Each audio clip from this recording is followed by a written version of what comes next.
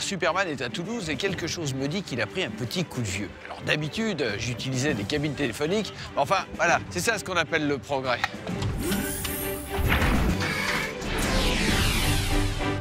Toujours partant pour me glisser dans un col en moule-burne, je me suis porté volontaire pour une performance artistique intitulée « Les héros bleus fatigués ».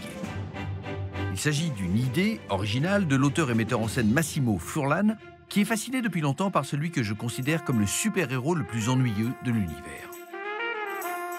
C'est pas un choix anodin quand même, Superman, parce que dans toute la galerie des super-héros, c'est le héros positif. Ouais, il a ce côté un peu, voilà, un peu ringard hein, par rapport, on va dire, sans parler de moi là. Faut pas le prendre de mal, mais il n'a pas une carapace, une armure. Ben voilà, c'est super simple, quoi. Un pyjama, des chaussettes, on est Superman.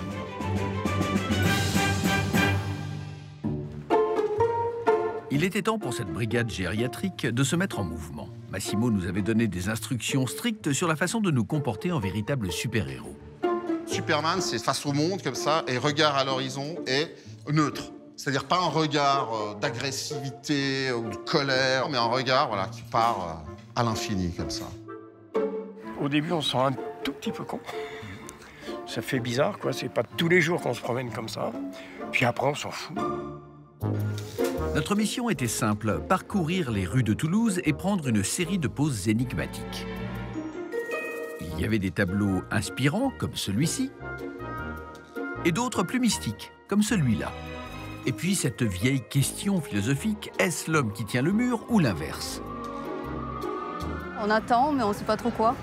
Je sais pas ce qui est le plus ridicule, si c'est eux ou si c'est nous qui les regardons en train de rien faire, quoi. Elles sont prises au piège. Je crois qu'ils ont fait une ronde pour nous vénérer, mais on ne sait pas trop. Ils ne parlaient pas beaucoup.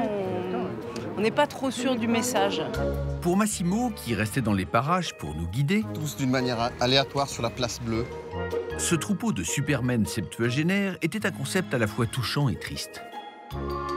Incarner cette icône de Superman, cette puissance et tout, et en même temps, ne pas réussir à pas se tacher la chemise quand on mange la soupe, on se fait engueuler, enfin voilà, cette vie, la vie normale de tous les jours, la vie où on ne répond pas aux attentes, quoi. Et donc on arrive au bout un peu fatigué, un peu usé, un peu déprimé peut-être. On a une moyenne d'âge à peu près de 73 ans, là, tous, là. Et on est quand même des héros, même si on est vieux. Voilà. Donc je me suis dit, je suis pas fini, je suis pas pourri, ben, je peux faire Superman. Nous avions pris la pause pendant plus de 3 heures, et donc après notre salut final, plusieurs Supermen, qui se sentaient moins que super bien, partirent à la recherche d'un élixir magique. Bonjour, mademoiselle.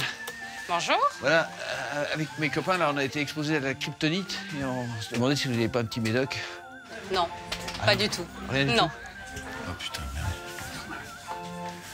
Et pour les hémorroïdes? Oui, ça, j'ai ça.